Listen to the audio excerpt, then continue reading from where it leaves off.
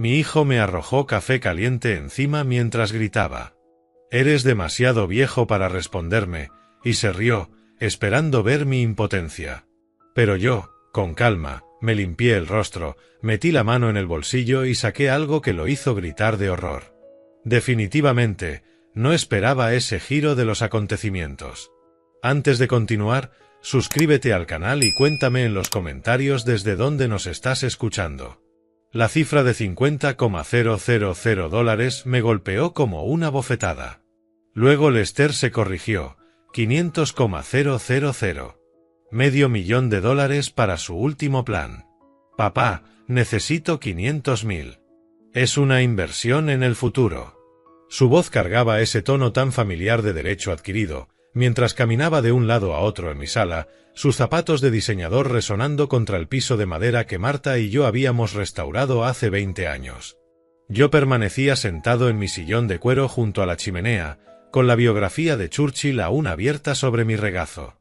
A mis 72 años, había aprendido el valor de responder con mesura. «Hijo, no tengo esa cantidad de dinero líquido disponible». Lester se detuvo en seco, su rostro anguloso se torció de frustración.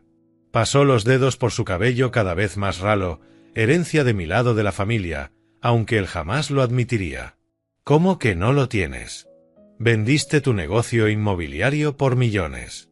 Ese dinero está invertido, diversificado, no está en una cuenta corriente esperando tu próxima gran idea», respondí con voz firme, observando cómo su agitación crecía como nubes de tormenta. «Entonces liquídalo. Esta aplicación revolucionará el reparto de comida, rutas optimizadas con inteligencia artificial, pedidos predictivos». Sus manos se agitaban en el aire, dibujando capturas de pantalla invisibles. «Ya tengo inversionistas interesados, pero necesito capital semilla para mostrar compromiso». El fuego crepitaba entre nosotros, proyectando sombras danzantes que me recordaban otras noches de invierno en que esa habitación se llenaba de calidez, no de tensión. «Lester, tu historial con las inversiones». «No», me interrumpió, apuntándome con un dedo como un hombre acorralado. «No me eches en cara mis errores del pasado. Esto es diferente. Esta es mi oportunidad de, por fin, triunfar. Por fin triunfar, como si su cómoda vida suburbana con Victoria fuera una desgracia. Como si las escuelas privadas que le pagué, los autos que le ayudé a comprar, el anticipo para la casa en Epsom, nada de eso contara porque su tercer emprendimiento había fracasado. Entiendo tu pasión, pero no puedo arriesgarme. Entonces vende esta vieja casa. De todas formas es demasiado grande para ti». Sus palabras salieron cortantes, calculadas. Se notaba que había estado conduciendo la conversación hacia esa sugerencia. «Vives aquí como un fantasma. Consíguete un buen condominio. Tal vez en una de esas comunidades para adultos mayores con actividades». El silencio llenó la sala, roto solo por el susurro suave de la leña ardiendo. Sentí cómo se tensaba mi mandíbula y cómo mis manos se aferraban con fuerza a la tapa de cuero del libro. «Esta casa es mi hogar. Aquí viví con tu madre. Mamá murió hace 5 años, papá». 5 años. Su voz se elevó, resonando en el techo abovedado. «No puedes vivir para siempre en un santuario. Sé práctico. El mercado inmobiliario está caliente. Podría sacar 1 millón fácilmente, quizá más. 1 millón fácilmente, como si la cocina donde Marta le enseñó a preparar panqueques fuera solo metros cuadrados. Como si el jardín donde jugábamos a lanzar la pelota valiera únicamente lo que dijera una tasación. «No voy a vender mi casa, Lester». Algo cambió en su expresión, la decepción se endureció en algo más oscuro. «Eres demasiado viejo y terco para entender los negocios modernos. Mientras te aferras a tus recuerdos, las verdaderas oportunidades se te escapan». Tomó su abrigo del sofá, sus movimientos bruscos, llenos de una rabia apenas contenida. «Victoria tenía razón. Te has vuelto imposible de razonar». La puerta principal se cerró de un portazo tan fuerte que hizo vibrar los marcos de fotos en la repisa de la chimenea. A través del ventanal vi cómo los faros de su BMW iluminaban la entrada cubierta de nieve antes de desaparecer en la noche de enero. Me quedé allí, escuchando cómo la casa se acomodaba a mi alrededor, el calor del fuego incapaz de disipar el frío que sus palabras me habían dejado. El reloj de la repisa marcó las 8:30, señalando el final de lo que yo había esperado que fuera una visita agradable entre padre e hijo. En su lugar, había presenciado algo en Lester que llevaba meses intentando ignorar, el cálculo frío de un hombre que veía a su propio padre como un obstáculo en sus ambiciones. El libro se deslizó de mi regazo mientras me recostaba en la silla, sintiendo de golpe mis 72 años. La copa vacía de whisky seguía en la mesa auxiliar, con los últimos restos ámbar reflejando la luz moribunda del fuego. Mis piernas se sentían pesadas cuando me levanté del sillón, mis articulaciones protestando con cada movimiento. La casa parecía más grande tras la partida de Lester, sus habitaciones estirándose hacia sombras que no existían una hora atrás. Me dirigí a la biblioteca y encendí la lámpara de bronce que Marta me había regalado en nuestro 20º aniversario. Su luz amarilla calentó los estantes de roble, repletos de primeras ediciones y fotografías familiares. Ese lugar siempre había sido mi santuario, el espacio donde se tomaban decisiones importantes, donde planificaba estrategias de negocios y reflexionaba sobre la vida. El álbum familiar descansaba en su estante habitual, grueso de recuerdos y forrado en cuero desgastado por los años de uso. Lo tomé con cuidado, sintiendo su peso familiar, y me acomodé en el sillón burdeos junto a la ventana. La primera página mostraba a Lester con 3 años, desdentado y sonriente, dando sus primeros pasos tambaleantes sobre el piso de esa misma biblioteca. Abajo, la caligrafía blanca de Marta, 15 de marzo de 1993. Nuestro niño camina. Casi podía escuchar su risa alegre resonando en la habitación. Pasé la página lentamente, con reverencia. Lester a los 5 años, sobre su primera bicicleta en el camino de entrada, mi mano apenas visible en la foto, sujetando el asiento. Estaba tan decidido a andar sin ruedas de apoyo, lágrimas de frustración que se transformaron en gritos de júbilo cuando logró mantener el equilibrio. «Papá, quiero ser como tú», su vocecita, clara y admirada, parecía susurrar aún desde la foto. Mis dedos recorrieron el borde de otra imagen, nuestro viaje de pesca al lago Geneva cuando tenía 12. Aquel día atrapó su primer róbalo, levantándolo con orgullo mientras yo sonreía detrás de él. Pasamos horas en ese bote, hablando de todo y de nada, en esa clase de conversación fácil que fluye entre un padre y su hijo cuando el mundo parece estar en perfecta armonía. La copa de escocés que había servido permanecía intacta en la mesa auxiliar mientras yo seguía hojeando las páginas. Graduación de secundaria, Lester con su toga y birrete, salutatorian de su clase. La celebración por su carta de aceptación universitaria en Romanos, su restaurante favorito. Su primera oferta de trabajo, la chispa de orgullo en sus ojos cuando me llamó para darme la noticia. ¿Cuándo había cambiado todo? Cuando aquel niño de mirada brillante que quería ser como su padre se transformó en el hombre que esa noche me había visto solo como una fuente de dinero. Encontré las fotos de la boda casi al final, Lester elegante en su smoking negro, Victoria radiante en seda blanca. Incluso entonces había percibido algo calculador en su sonrisa, aunque lo atribuí a nervios previos al matrimonio. Marta me susurró durante la recepción. Ella será buena para él, Elden. Lo ayudará a enfocarse. ¿Enfocarse?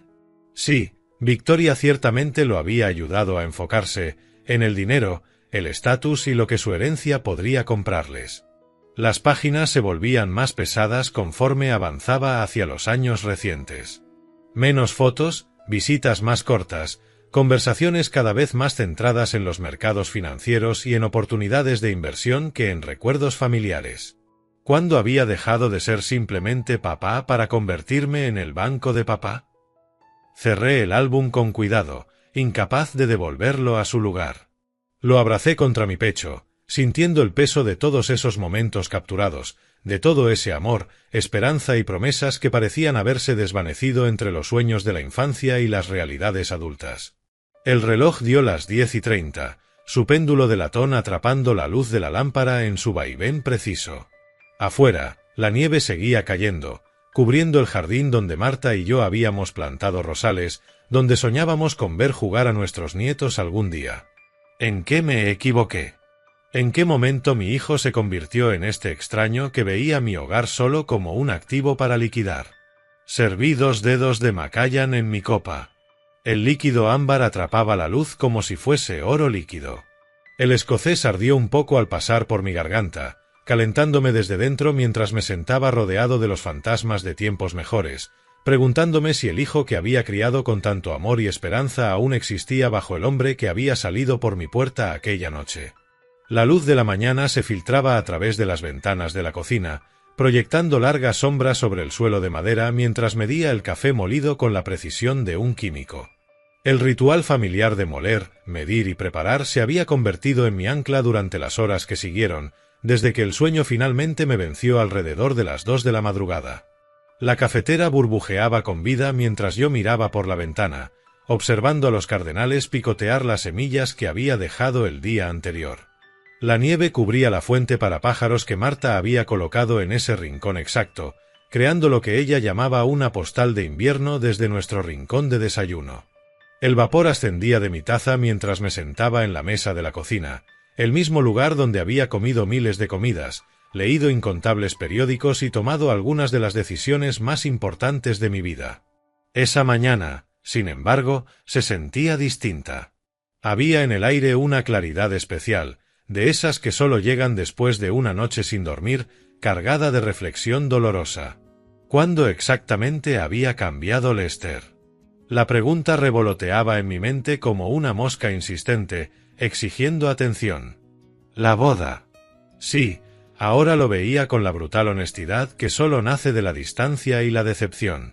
Los primeros meses después de la luna de miel, cuando la influencia de Victoria comenzó a moldear las prioridades de mi hijo, como el agua desgasta lentamente la piedra.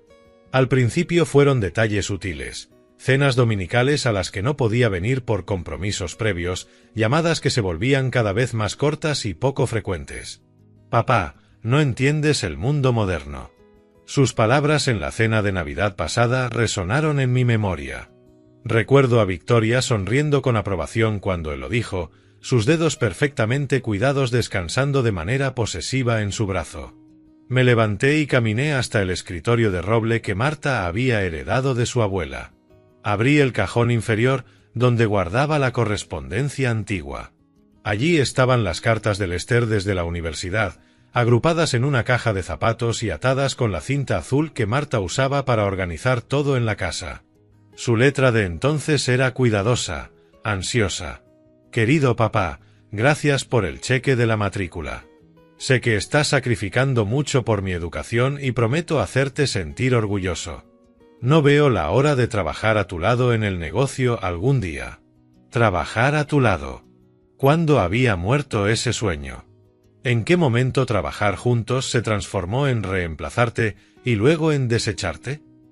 La transformación no había sido repentina. Fue una erosión gradual del respeto y del afecto, cultivada con paciencia por una mujer que veía en mi patrimonio acumulado la seguridad de su futuro. Las quejas de Victoria sobre mi interferencia en su matrimonio, sus insinuaciones de que me involucraba demasiado en las decisiones de Lester, esa campaña suave pero persistente para pintarme como un obstáculo y no como un aliado. El café se había enfriado en mi taza, pero apenas lo notaba. Finalmente, las piezas de un rompecabezas que me había negado a ver encajaban en su sitio. Las llamadas cada vez más escasas, que solo llegaban cuando había una necesidad financiera. Las visitas de cumpleaños que se sentían como un trámite, no como gestos de cariño. La mirada calculadora en los ojos de Lester al verme, como si evaluara un inventario más que saludar a su padre. Cuando el dinero se volvió más importante que el amor. El reloj de la cocina marcaba casi las 9 de la mañana.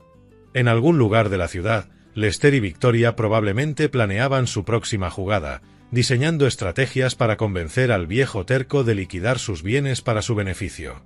El pensamiento debería haberme dolido más, pero en su lugar sentí algo inesperado instalarse en mi pecho, una determinación fría y dura, la misma que me había acompañado en mis primeros años en el negocio inmobiliario, cuando los competidores subestimaban al hombre callado de la sonrisa medida.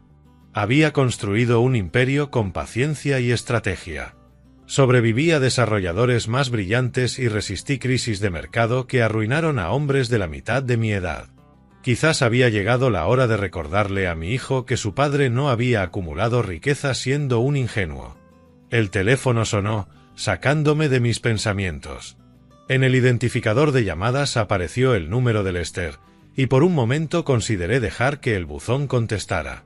Pero levanté el auricular en el cuarto timbrazo. «Hola, hijo. Papá». Su voz ya no cargaba la rabia de la noche anterior. En cambio, estaba impregnada de ese encanto cuidadoso que había perfeccionado en los últimos años. «Quiero disculparme por mi arrebato de ayer.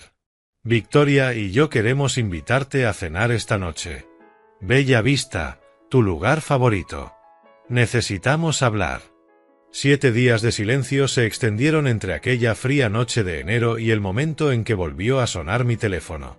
Pasé la semana manteniendo mis rutinas: café por las mañanas en la cocina, lecturas en la biblioteca por la tarde, caminatas por el vecindario cubierto de nieve al anochecer. Pero bajo esa fachada familiar, mi mente trabajaba como un ajedrecista estudiando la estrategia de su oponente. La llamada llegó mientras lavaba los platos de la cena, el simple ritual del agua tibia y el jabón dándome consuelo después de otra comida en soledad. El nombre de Lester apareció en el identificador. Lo dejé sonar 3 veces antes de contestar. «Hola, hijo. Papá». Su voz no traía la furia de la semana pasada, sino algo cuidadosamente modulado. «He estado pensando en nuestra conversación. Victoria y yo queremos invitarte a cenar mañana. Bella Vista, tu restaurante favorito.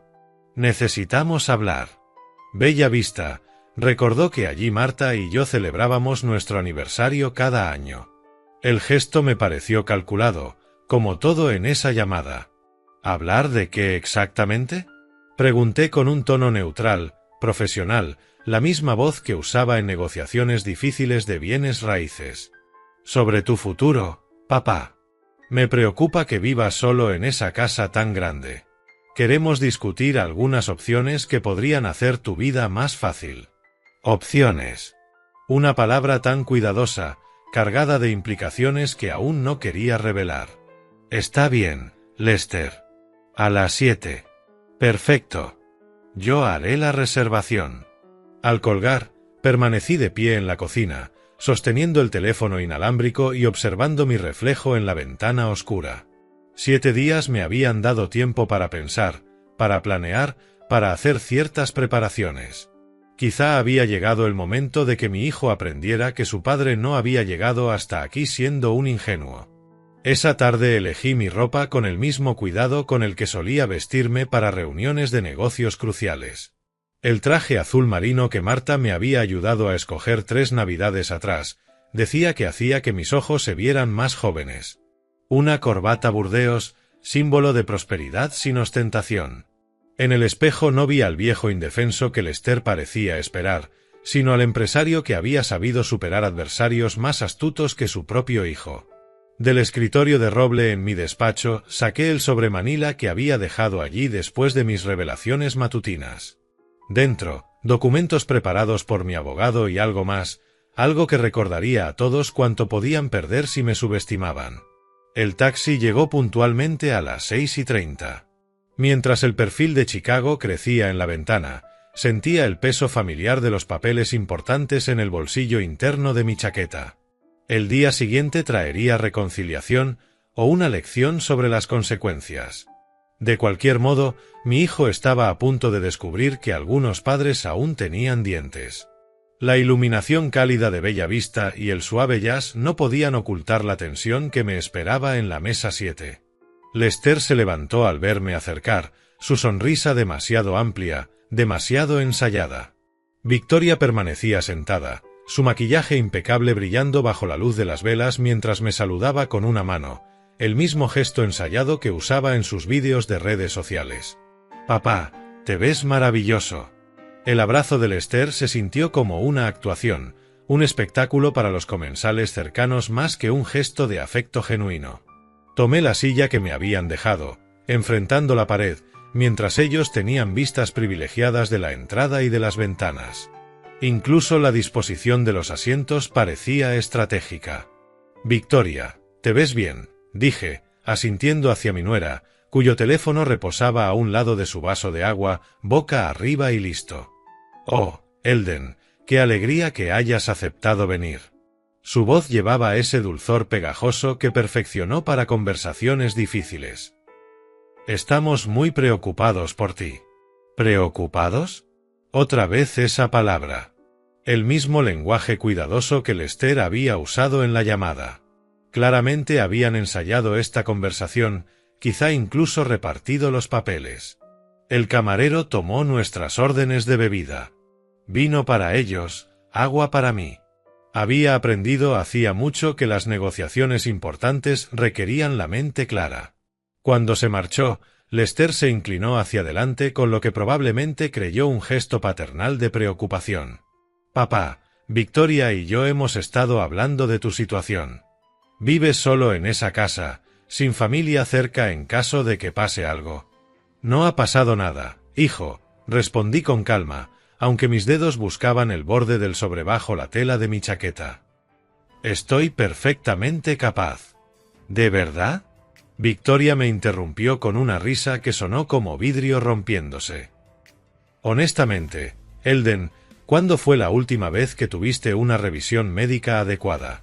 «Tiene 72 años». «72». Lo dijo como si fuese una sentencia de muerte, inclinando ligeramente su teléfono, como si estuviera grabando nuestra conversación para algún futuro. Lester extendió la mano bajo la mesa y sacó un maletín de cuero que hasta entonces no había notado. Los clics metálicos al abrirlo resonaron como disparos en el ambiente íntimo del restaurante. «Hemos encontrado una solución», dijo, colocando un fajo de papeles entre nosotros con el ademán de un mago revelando su truco final. «Sunset Haven. Es una instalación preciosa. Habitaciones privadas, personal médico en sitio, actividades, programas». Las palabras me golpearon como puñetazos.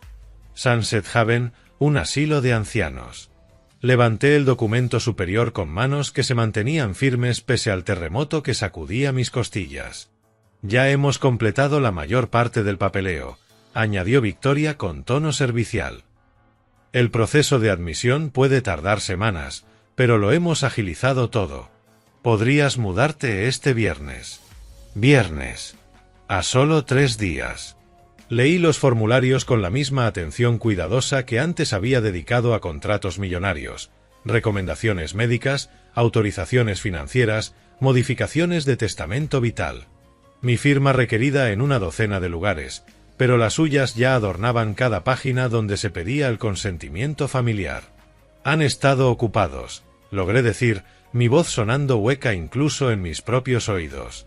«Queremos lo mejor para ti, papá», replicó Lester, con ese tono paciente de un padre explicando un concepto simple a un niño lento. «La casa es demasiada responsabilidad. El dinero de la venta garantizará que tengas una excelente atención por el resto de tu vida». «El resto de mi vida». «Qué eficiencia la suya. Mi casa vendida, mi independencia eliminada, mi riqueza administrada por familiares tan amorosos que mostraban una ternura calculada por mi bienestar». «No voy a ir a ningún lado», dije en voz baja, colocando los documentos boca abajo sobre el mantel blanco. La risa de Victoria tintineó como campanillas en medio de una tormenta. «Oh, Elden, no seas terco. Ya está todo arreglado. No permitiré que controlen mi vida». Las palabras salieron más fuertes de lo que había previsto, atrayendo las miradas de las mesas cercanas. El rostro de Lester se oscureció, su fachada cuidadosa se agrietaba como hielo bajo presión. «¿Controlar tu vida?». Se inclinó hacia adelante con agresividad, alzando la voz. «Mírate. Apenas puedes mantener una conversación sin ponerte confuso y a la defensiva». «No estoy confuso en lo absoluto, hijo». Empujé los documentos del asilo hacia él con calma deliberada. «Entiendo perfectamente lo que intentan hacer». El teléfono de Victoria se levantó un poco, apuntando hacia nosotros, como si estuviera capturando pruebas de mi supuesta inestabilidad. Sus labios se curvaron con anticipación, como los de un gato mirando a un ratón que tropieza directo hacia la trampa. La taza de café de Lester descansaba medio llena junto a su plato de pan, el vapor aún elevándose de la superficie oscura. Sus dedos se aferraban al asa con los nudillos blancos. ¿Quieres pruebas de que no puedes cuidarte solo? Su voz llevaba un filo peligroso, algo salvaje y desesperado que lo transformó en un extraño ante mis ojos. Bien, aquí tienes tus pruebas. La taza se levantó en cámara lenta, su brazo alzándose con precisión teatral. El líquido caliente surcó el aire cálido del restaurante, atrapando la luz de las velas como un arco marrón antes de salpicar contra mi rostro y mi pecho. El calor golpeó primero, no lo suficiente para escaldar, pero sí lo bastante para hacerme estremecer de manera involuntaria. El café corrió por mi mejilla, empapando mi corbata burdeos y mi chaqueta azul marino. Las gotas se esparcieron por el mantel blanco como evidencia en una escena de crimen. «Mira». Lester estampó la taza vacía contra el platillo con tanta fuerza que rajó la porcelana. Te acabo de lanzar café encima y eres demasiado viejo y débil para reaccionar. Solo te sientas ahí como un niño indefenso. La risa encantada de Victoria atravesó el silencio horrorizado del restaurante. Exactamente. Ni siquiera puede defenderse. Esto demuestra lo que decimos sobre su deterioro. A nuestro alrededor, la conversación se había detenido. Los meseros se quedaron inmóviles con platos en las manos. Una mujer en la mesa contigua se cubrió la boca con horror mientras su acompañante sacaba el teléfono, sin saber si llamar a seguridad o grabar el espectáculo. Tomé la servilleta con movimientos mecánicos, robóticos. El lino absorbió el café de mi mejilla mientras mi mente procesaba lo ocurrido. Mi propio hijo, el niño al que enseñé a montar bicicleta, cuya matrícula universitaria pagué, cuyos fracasos empresariales había perdonado una y otra vez, acababa de humillarme en público para demostrar que yo era indefenso. Las manchas de café se expandían por mi camisa como flores oscuras abriéndose en cámara rápida. El aroma amargo se mezclaba con el perfume de Victoria y el aire impregnado de ajo del restaurante. Mis manos se movieron con precisión deliberada, doblando la servilleta manchada en un cuadrado perfecto antes de dejarla junto a mi vaso de agua intacto. Lester se recostó en su silla con una satisfacción salvaje, la respiración pesada por la adrenalina y la rabia. Ahí está. Ahora todos pueden ver con qué tratamos. Un viejo que ni siquiera puede protegerse de un accidente simple. Victoria asintió con entusiasmo, su teléfono ahora grabando abiertamente. Será la documentación perfecta para la evaluación médica. Prueba clara de su capacidad disminuida para responder en situaciones sociales básicas. El maitre se acercó a nuestra mesa con pasos cautelosos, su compostura profesional intacta pese a la evidente incomodidad en sus ojos. «Señor, ¿se encuentra bien? ¿Desea que llamemos?» «Todo está bien», dije en voz baja, aunque cada sílaba resonó en el restaurante silencioso. «Solo una discusión familiar que se ha acalorado un poco». Deslicé mi mano hacia el bolsillo interno de mi chaqueta, sintiendo los bordes firmes de los documentos que representaban 7 décadas de planificación cuidadosa y pensamiento estratégico. Mis dedos se cerraron sobre los papeles que recordarían a todos, especialmente a mi hijo y a su esposa calculadora, que algunos padres aún conservaban dientes muy afilados. El mantel blanco se tiñó con las sombras del café, pero mis manos permanecieron firmes cuando deposité la servilleta doblada con meticulosa precisión. Me puse de pie lentamente, sintiendo el peso de mis 72 años y el de todas las miradas en bella vista sobre mí. Lester se echó hacia atrás con una satisfacción feroz mientras Victoria sostenía el teléfono como un arma, lista para capturar mi inevitable derrumbe. En su lugar, saqué de mi chaqueta un cheque. Impecable, nítido, su superficie blanca atrapando la luz cálida del restaurante.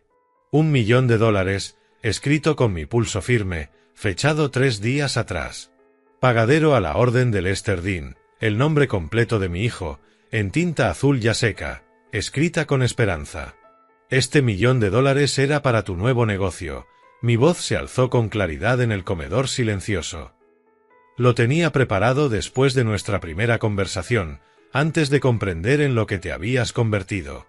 La suficiencia de Lester se desvaneció como el vapor de su café. Sus ojos se fijaron en el cheque con la intensidad de un hombre que se ahoga al ver la orilla. «Papá, ¿qué estás?» «Pero ahora veo que no lo mereces». El primer desgarro del papel fue limpio, satisfactorio, partiendo el cheque a lo largo, justo sobre la cifra. «Le lanzaste café a tu propio padre para probar que era indefenso». «No». «¿Qué estás haciendo?» Lester se lanzó hacia adelante, su silla rechinando contra la madera mientras extendía los brazos desesperado. Sus dedos arañaron el aire mientras yo sostenía las dos mitades fuera de su alcance. El teléfono de Victoria cayó al suelo, sus instintos de redes sociales aplastados por la visión de una fortuna que desaparecía ante sus ojos. «Elden, detente. Podemos hablarlo, arreglarlo todo». El segundo desgarro fue transversal, dividiendo el cheque en 4 piezas perfectas que flotaron como hojas de otoño sobre el mantel blanco. Cada fragmento contenía una porción de aquella suma astronómica que habría resuelto todos sus problemas financieros, financiado los sueños de Lester y asegurado su cómoda vida suburbana. Demasiado tarde. Ustedes eligieron su camino cuando decidieron que yo no era más que un obstáculo para su herencia. Esparcí los trozos sobre la mesa, formando un mosaico de oportunidad destruida.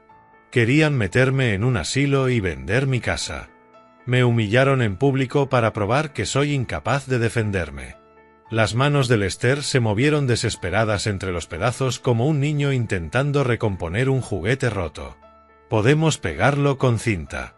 Los bancos honran cheques reconstruidos con la documentación adecuada. Los bancos no honran cheques que nunca existieron. Me limpié la última gota de café de la mejilla con dignidad tranquila. «Adiós, hijo». El maitre se hizo a un lado mientras me dirigía hacia la salida, mi andar firme a pesar de las revelaciones de la noche.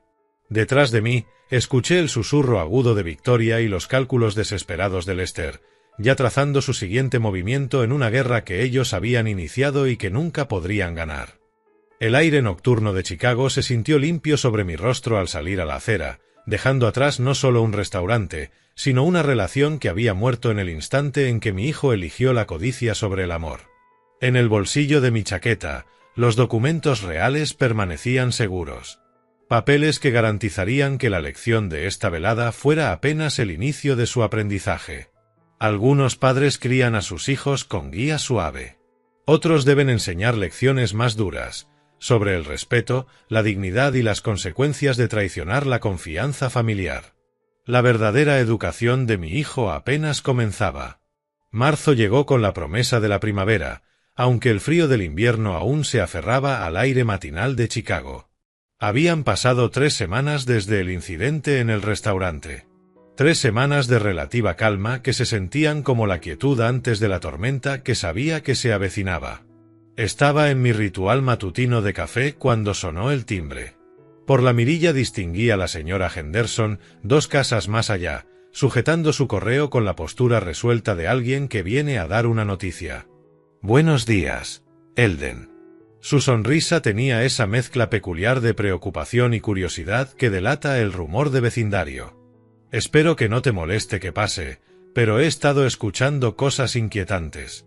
La cafetera burbujeaba detrás de mí mientras la invitaba a entrar al vestíbulo, manteniendo la conversación lejos de mis espacios privados. «¿Qué clase de cosas, Dorothy?» «Bueno, varias personas comentan que podrías estar teniendo algunos problemas de salud. Problemas de memoria, quizá». Se movía de un pie a otro, incómoda con su papel de mensajera. «La gente está preocupada de que viva solo. Problemas de memoria». Así que había comenzado. Agradezco la preocupación, pero me siento de maravilla. Mi mente está tan clara como siempre. Su alivio fue visible, aunque momentáneo. «Oh, me alegra tanto escucharlo, aunque debo preguntar, ¿estás recordando tomar tus medicamentos?» Se refería a fármacos que jamás me habían recetado para condiciones que nunca había tenido. La campaña era más sofisticada de lo que esperaba. Después de que la señora Henderson se fue, el teléfono comenzó a sonar. Y volvió a sonar una y otra vez. Elden, soy Frank Morrison, de la Asociación Inmobiliaria. Su voz traía una preocupación profesional envuelta en amistad genuina. Escucha, recibí una llamada de tu hijo ayer. Me mencionó que has estado teniendo algunos problemas para manejar tus finanzas. La voz de Frank Morrison sonaba contenida, pero no podía ocultar la incomodidad. Me preguntó si conocía a algún buen asesor para cuidado de ancianos. Frank y yo habíamos hecho negocios durante 20 años. ¿Lester te contactó directamente? Parecía genuinamente preocupado. Contestó. Dijo que habías estado olvidando pagar facturas, que te confundías con los estados de cuenta. Yo guardé silencio. Le dije que siempre había sido tan agudo como una navaja. Pero la pausa que siguió a su frase habló por sí sola. Bueno, la gente cambia con la edad. No hay vergüenza en aceptar ayuda. 3 llamadas más siguieron el mismo patrón. Amigos distintos, preocupaciones idénticas. Todas rastreadas a conversaciones con Lester. Cada uno de ellos había sido abordado por separado, alimentado con historias específicas sobre mi supuesta incapacidad, olvido de tareas básicas, confusión financiera, deterioro general. Para la tarde entendí el alcance de la campaña, sistemática, coordinada, diseñada para construir un rastro documental de preocupación comunitaria que justificara acciones legales en mi contra. Encendí mi portátil, habilidad que, al parecer, contradecía la narrativa de mi supuesta incompetencia tecnológica, y busqué las cuentas de Victoria en redes sociales. Lo que encontré fue una obra maestra de manipulación. Publicaciones en Facebook sobre los retos familiares y las difíciles decisiones con los padres ancianos. Historias de Instagram preguntando qué hacer cuando un familiar mayor se niega a aceptar ayuda. Todo cuidadosamente redactado, presentándola como la nuera abnegada que luchaba contra un suegro obstinado incapaz de reconocer sus limitaciones. Los comentarios revelaban la verdadera genialidad de su estrategia. Qué doloroso cuando ellos pierden la conciencia de su propia condición. ¿Has considerado iniciar un proceso de tutela legal? A veces es la única manera de protegerlos. Mi madre fue igual. Estás haciendo lo correcto al intervenir. Docenas de respuestas de amigos y extraños, todas ofreciendo simpatía, compartiendo experiencias similares y reforzando la narrativa. Yo era un anciano típico, en negación de mis capacidades declinantes. Victoria había convertido las redes sociales en un arma de destrucción familiar, crowdsourcing de mi difamación. Capturé todo con capturas de pantalla metódicas, construyendo mi propio archivo de pruebas mientras el teléfono seguía sonando con amigos preocupados repitiendo el guión que Lester les había entregado. Problemas de memoria, confusión financiera, riesgos de vivir solo. Al caer la noche tenía 17 contactos documentados, 6 publicaciones en redes sociales y una imagen clara de su estrategia. Querían armar un caso de incompetencia, reunir apoyo comunitario y fabricar justificación para internarme en el mismo asilo que me habían propuesto en Bella Vista.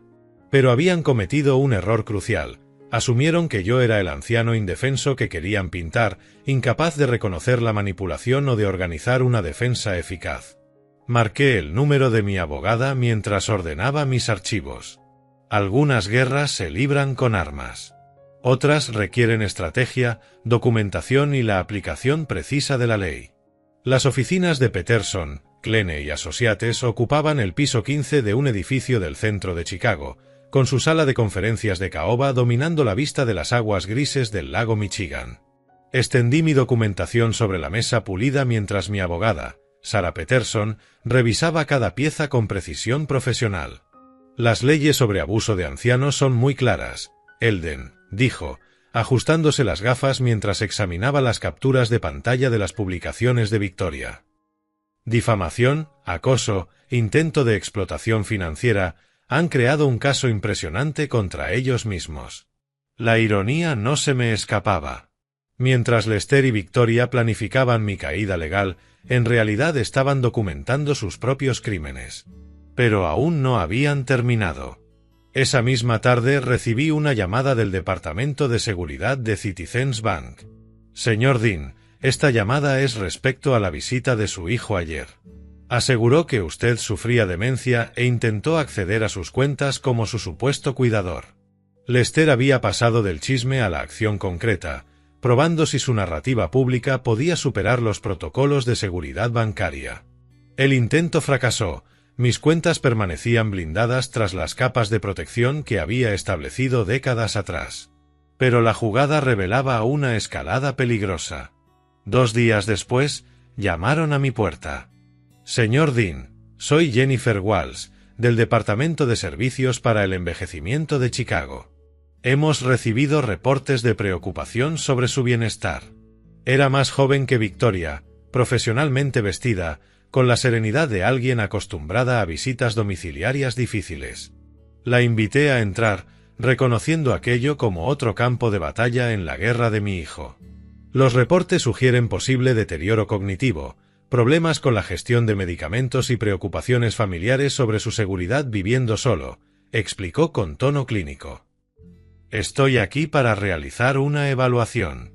Durante 2 horas me examinó en todo: memoria, resolución de problemas, manejo financiero, conocimiento de medicación, seguridad en el hogar. Respondí cada prueba con la competencia de un hombre que había dirigido múltiples empresas y gestionado portafolios inmobiliarios complejos durante 4 décadas. El señor Dean demuestra excelente función cognitiva, mantiene su hogar adecuadamente y comprende con claridad sus asuntos financieros. Escribió en su tableta. No hay evidencia de los problemas reportados. La evaluación médica vino después, organizada por Lester a través de su abogado, pero realizada por mi médico de confianza desde hacía 15 años. El doctor Martínez, que me había visto superar neumonía, el cáncer de Marta y los cambios naturales de la edad. Su diagnóstico fue rotundo. Físicamente robusto para 72. Cognitivamente lúcido. Ningún signo de demencia ni problemas de medicación. El paciente demuestra plena capacidad para vivir de manera independiente y tomar decisiones financieras. Cada evaluación profesional fortalecía mi posición y debilitaba la suya. Pero Victoria intensificó su campaña digital en respuesta, publicando con tono cada vez más dramático. Descorazonados por un intento fallido de intervención. Cuando los mayores manipulan a los profesionales, las familias se sienten impotentes. Otro revés en el intento de conseguirle la ayuda que necesita. El sistema falla cuando los ancianos aparentan estar bien durante las evaluaciones, pero luchan en la vida diaria. Giraba sus derrotas en evidencia de que el sistema era insuficiente, reforzando su papel de víctima y aumentando la presión pública. Mientras tanto, Lester visitaba a abogados. 3 despachos distintos. Todos rechazaron presentar una solicitud de tutela por falta de pruebas. Cada consulta le costaba dinero que no tenía, y cada negativa lo volvía más peligroso.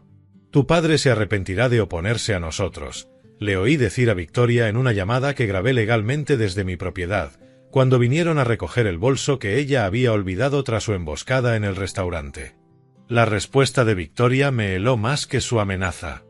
Las redes sociales son solo el comienzo. Si los canales legales no funcionan, encontraremos otras formas de hacerle la vida imposible. Esa noche me senté en mi biblioteca, rodeado de la documentación de sus ataques fallidos y de sus amenazas crecientes. Las evaluaciones médicas probaban mi competencia. Las consultas legales confirmaban la debilidad de su caso. Los bancos protegían mis activos. Y, sin embargo, algo en la voz de Victoria sugería que estaban listos para abandonar cualquier pretensión legal. Abrí mi caja fuerte una vez más y saqué documentos que había esperado no usar nunca.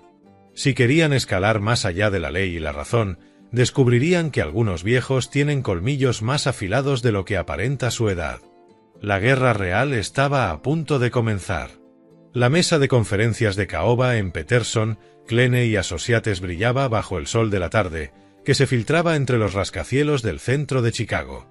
Extendí mis archivos cuidadosamente organizados mientras Sarah Peterson los revisaba con la precisión meticulosa que la había convertido en la abogada de derecho sucesorio más respetada de la ciudad. ¿Está absolutamente seguro de esta decisión, señor Dean?, preguntó, levantando la vista del borrador de modificaciones al testamento, sus gafas reflejando la luz. La desheredación completa es irreversible una vez ejecutada. Absolutamente seguro. Enderecé los papeles con cuidado deliberado. Mi hijo ha demostrado su verdadero carácter con meses de acoso sistemático.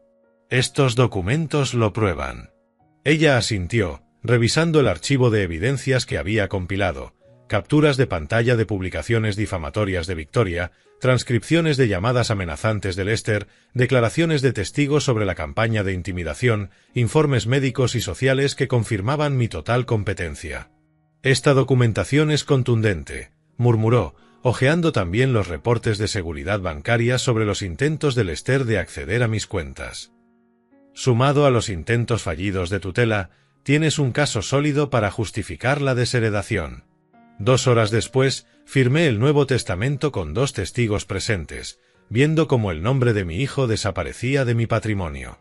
En su lugar quedaban la Fundación de Educación Infantil de Chicago, el Grupo de Defensa del Cuidado de Ancianos y el Fondo de Mejora de la Biblioteca Harold Washington. Organizaciones que usarían mi riqueza para ayudar a otros en vez de explotarme. Los documentos pesaban más en mi portafolio cuando regresé a casa, cargando no solo con 72 años de experiencia, sino con la amarga certeza de que algunos hijos crecen hasta convertirse en extraños que usan rostros familiares. Esa noche, marqué el número de Lester desde mi despacho, la misma habitación donde años atrás había planeado su educación universitaria y soñado con trabajar a su lado en el negocio familiar. Papá. Su voz sonaba cautelosa, pero cargada de esperanza. Probablemente se preguntaba si meses de fracasos legales habían finalmente quebrado mi resistencia. Hijo, he estado pensando en todo lo que ha pasado entre nosotros. Respondí con un tono cuidadosamente medido, ni hostil ni afectuoso. Quiero hablar de nuestro futuro juntos. De todo. Por fin. El alivio inundó su respuesta. Sabía que entrarías en razón tarde o temprano, viejo. Victoria decía que solo estaba siendo terco, pero yo le dije que al final entenderías. Viejo. Incluso en lo que él creía era una victoria, no pudo resistirse a la crueldad casual que se había convertido en su sello personal. Tengo una sorpresa para ti, continué, abriendo mi portafolio para confirmar que las copias del Nuevo Testamento estaban listas. Veámonos mañana por la noche en Bella Vista, a las 7. Quiero resolver todo entre nosotros, de una vez por todas. Bella Vista, perfecto, papá. El mismo lugar donde tuvimos aquel malentendido. Muy simbólico. Malentendido. Su eufemismo para describir el momento en que me lanzó café a la cara mientras intentaba forzarme a ingresar en un asilo. Trae a Victoria, añadí. Ella también debería escuchar lo que tengo que decir. Al colgar, me quedé sentado en la penumbra del despacho, rodeado de los libros y recuerdos que me habían sostenido durante meses de guerra familiar. La noche siguiente pondría fin al conflicto, de manera definitiva. Pero a diferencia de los ataques burdos de mi hijo, mi resolución estaría cimentada en la ley, en la documentación, en la misma estrategia que me había hecho exitoso mucho antes de que él naciera. Abrí la caja fuerte por última vez y saqué el sobre que contenía no solo documentos legales, sino la cristalización de la decepción de un padre convertida en acción decisiva.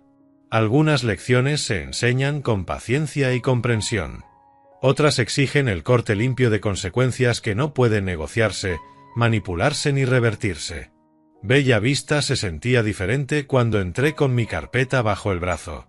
La misma iluminación cálida, el mismo ya suave, pero esta vez crucé el comedor no como un hombre con esperanza, sino como alguien armado con la verdad. El maitre me condujo a la mesa 7, la misma donde mi hijo me había humillado 3 meses atrás. Lester y Victoria ya estaban allí, sus rostros brillando de anticipación. Vestían para lo que creían que sería su cena de victoria. Él con su mejor traje, ella con joyas que probablemente yo había financiado con generosidades pasadas. Papá, te ves maravilloso. Lester se levantó para abrazarme, una actuación de afecto filial casi convincente. Me alegra tanto que finalmente vayamos a arreglar las cosas. Victoria sonreía a su lado, con el teléfono discretamente colocado para documentar lo que seguramente planeaba presentar como su triunfo sobre el viejo terco. Puse mi carpeta sobre la mesa entre nosotros, con el mismo cuidado con que había firmado contratos millonarios en el pasado. Prometí una sorpresa. Aquí está. El primer documento que saqué fue una copia de mi Nuevo Testamento, fechado el día anterior y sellado oficialmente por Peterson, Kleene y Associates. Lo coloqué frente a Lester, observando cómo su expresión ansiosa se desmoronaba al llegar a la cláusula de desheredación. «Esto es imposible». Su voz se quebró. «No puedes hacerme esto». «Puedo, y ya lo hice». Saqué el segundo conjunto de documentos, pruebas de su campaña de acoso compiladas durante meses de meticulosa documentación. También tengo un registro completo de sus intentos por destruir mi reputación, acceder a mis cuentas y forzarme a una institución. El rostro de Victoria perdió todo color al reconocer sus propias publicaciones en redes sociales impresas con nitidez, selladas con hora y fecha, acompañadas de anotaciones legales. Allí estaba todo: la cuidadosa manipulación de la simpatía pública, las afirmaciones falsas sobre mi salud mental, la coordinación con las maniobras de Lester. Todo expuesto, en papel y con precisión profesional. «Impugnaremos esto en la corte», chilló, lo bastante alto como para atraer miradas de otras mesas. «Está claro que no eres competente para tomar estas decisiones». Sonreí por primera vez en la noche, abriendo la última sección de la carpeta. «¿Con qué pruebas? ¿Con estas evaluaciones médicas que confirman mi plena competencia? ¿Con estos informes de servicios sociales que me exoneran de cualquier preocupación? ¿O quizá con estos registros bancarios que muestran los intentos fallidos de Lester por cometer fraude financiero?» Cada documento cayó sobre la mesa como un clavo en su ataúd: evaluaciones profesionales de médicos, informes de trabajadoras sociales, transcripciones de llamadas amenazantes de Lester, capturas de publicaciones difamatorias de Victoria con análisis legal de su contenido calumnioso. Lester agarró el testamento, hojeándolo con desesperación en busca de un resquicio que no existía. La Fundación Infantil de Chicago, el Grupo de Defensa del Cuidado de Ancianos, la Biblioteca Harold Washington. ¿Prefieres darle todo a extraños en lugar de a tu propio hijo? Prefiero dar mi riqueza a organizaciones que ayudan a la gente en lugar de explotarla. Me recliné en la silla, más liviano de lo que me había sentido en meses. Organizaciones que entienden la diferencia entre el cuidado y la manipulación. La compostura de Victoria se quebró por completo. «Esto es una locura. Éramos tu familia. Intentábamos ayudarte». «¿Ayudarme?», repliqué con calma, recogiendo los papeles con método. «¿Al intentar que me declararan incompetente? ¿Al difundir mentiras sobre mi salud mental? ¿Al querer encerrarme en un asilo para quedarse con mi casa? La ayuda no suele incluir humillación pública ni fraude financiero». La evidencia era abrumadora, irrefutable. Meses de acoso sistemático, documentados con la precisión de un hombre de negocios que aprendió a protegerse de depredadores, incluso si esos depredadores llevaban su sangre. El rostro de Lester oscilaba entre el shock, la negación, la ira y finalmente una súplica desesperada que habría sido patética de no ser tan calculada. «Papá, por favor, podemos arreglarlo. Cambiaré. Victoria se disculpará. Podemos demostrar que merecemos». «Ya demostraron lo que merecen». Me puse de pie, dejando los documentos esparcidos sobre la mesa como escombros de sus sueños derrumbados. «Adiós, Lester. Adiós, Victoria». Lo último que escuché mientras me alejaba fue el llanto histérico de Victoria y los susurros frenéticos de Lester sobre abogados y apelaciones. Los estertores de una codicia disfrazada de amor familiar. Afuera, el aire de primavera en Chicago se sentía limpio, lleno de posibilidad. 3 meses después, me encontraba en la sección infantil de la biblioteca Harold Washington, rodeado por un círculo de rostros expectantes mientras pasaba las páginas de Donde viven los monstruos. La luz del sol de junio se filtraba por los ventanales altos, iluminando el rincón de lectura donde me había convertido en voluntario habitual. «Señor Dean, ¿nos lee otro cuento?», preguntó Sophie, una niña de 6 años con coletas y sonrisa desdentada. Por supuesto, cariño. ¿Cuál quieres ahora? La emoción de los niños era contagiosa, su afecto genuino un bálsamo para heridas que ni siquiera sabía que necesitaban sanar. Aquellas sesiones semanales de lectura se habían convertido en el punto más alto de mi semana. Una prueba de que algunas relaciones pueden construirse sobre la alegría y no sobre la obligación. Al terminar, caminé 3 cuadras hasta el Café Romanos, donde mi grupo de almuerzo de los martes ya me esperaba. Elden, te ves mejor cada vez que te vemos, dijo Frank Morrison, saludándome desde nuestra mesa habitual junto a la ventana. La jubilación te sienta bien, añadió Margaret Chen, una maestra retirada, sonriendo con calidez. La libertad me sienta bien, la corregí suavemente, acomodándome en la silla con la satisfacción de un hombre que había aprendido, al fin, la diferencia.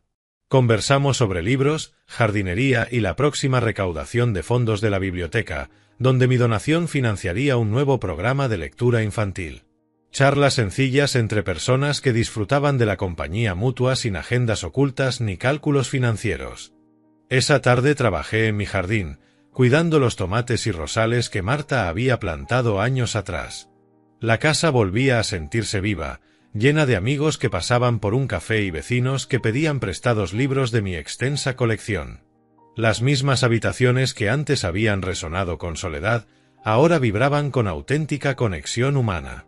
En el interior, encontré una pila de cartas sobre mi escritorio, agradecimientos de las organizaciones que habían recibido mis donaciones.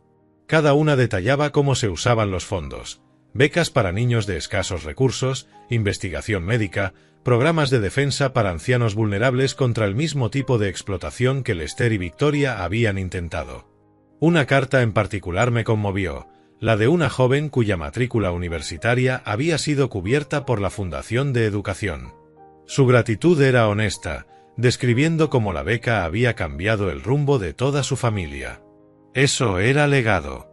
No la herencia exigida por un hijo con derecho, sino un impacto real en vidas que necesitaban esperanza en lugar de limosnas. Al caer la tarde, me senté en mi biblioteca con una taza de té y la última biografía que estaba disfrutando. El teléfono permaneció en un silencio bendito. Sin llamadas desesperadas de Lester, sin amenazas de Victoria. Solo paz, interrumpida por el suave tic-tac del reloj de la repisa y el susurro de las páginas al pasar. A través de la ventana vi a la señora Henderson cuidando sus rosales en la casa de al lado. Me saludó con la mano al verme, un gesto simple, libre de agendas, genuino. Por primera vez en mucho tiempo, sentí que el futuro me pertenecía de nuevo. El gesto simple de la señora Henderson, saludándome entre sus rosales, ya no era solo la cortesía de una vecina, era la señal de una amistad genuina, nacida después de que el drama tóxico de mi familia llegara a su fin. Había descubierto algo poderoso: las conexiones verdaderas no siempre se construyen con sangre, sino con respeto mutuo. Los documentos guardados en mi caja fuerte permanecían intactos. Protecciones legales que, al final, nunca tendría que usar porque la amenaza para la cual habían sido diseñados se había destruido a sí misma, devorada por su propia codicia y crueldad. A veces las mejores victorias son las silenciosas, aquellas en las que la justicia surge de manera natural, no de un castigo impuesto, sino de las consecuencias inevitables de las elecciones que la gente decide tomar. Yo, en mis 72 años, había aprendido que la familia significa mucho más que genética, que el amor, para sobrevivir, requiere respeto, y que algunas relaciones son demasiado tóxicas para rescatarlas, sin importar la historia que las sostenga. La lección más dura había sido aceptar que protegerte de la explotación puede implicar perder a personas que alguna vez atesoraste. Pero en soltar esa conexión envenenada, encontré espacio para vínculos que nutrían en lugar de drenar, para amigos que valoraban en lugar de calcular, para una comunidad que apreciaba la contribución más que la herencia. La tarde de verano se desplegaba ante mí, llena de placeres sencillos y de una paz auténtica. Esa clase de serenidad que el dinero no puede comprar, pero que la sabiduría puede crear. Si esta historia te ha gustado, dale un me gusta a este vídeo, suscríbete al canal y cuéntame en los comentarios qué impresión te dejó. Y si quieres escuchar la próxima historia, haz clic en la caja que aparece a la izquierda. Gracias por acompañarme.